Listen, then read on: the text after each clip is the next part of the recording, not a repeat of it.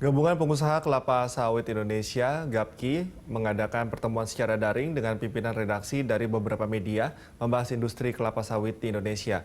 Penyediaan minyak kelapa sawit berkelanjutan masih menjadi fokus utama pemangku kepentingan untuk menghadapi tantangan yang dihadapi industri kelapa sawit Indonesia. Ketua Umum GAPKI Joko Supriyono mengatakan peran sawit di tahun 2021 masih menjadi penting pada neraca perdagangan Indonesia. Hingga April 2021, sawit memberikan surplus di angka 10,34.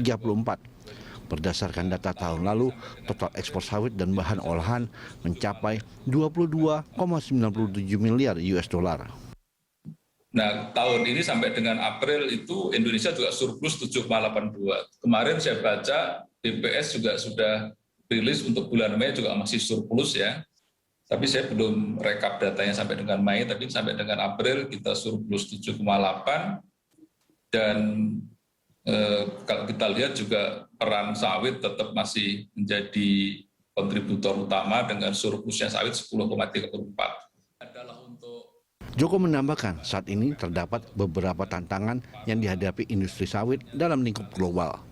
Salah satunya pelarangan terhadap minyak kelapa sawit dari Uni Eropa melalui Red Renewable Energy Directive kedua yang akan dimulai pada tahun 2024 hingga 2030. Bahkan beberapa negara seperti Belgia sudah berencana untuk mempercepat dan memulai pelarangan penggunaan minyak kelapa sawit di tahun 2022. Dari produk yang dihasilkan di sektor pertanian itu. Jadi, RED 3 malah sudah mulai dibicarakan gitu ya di EU. Nah, ini entah apa lagi kita masih juga ikutin.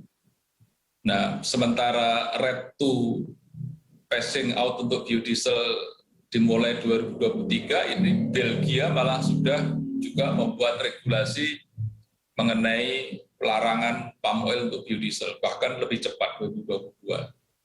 Jadi beginilah situasi di pasar global, khususnya di Eropa, yang memang dari awal memberikan tendensi negatif ya terhadap palm oil.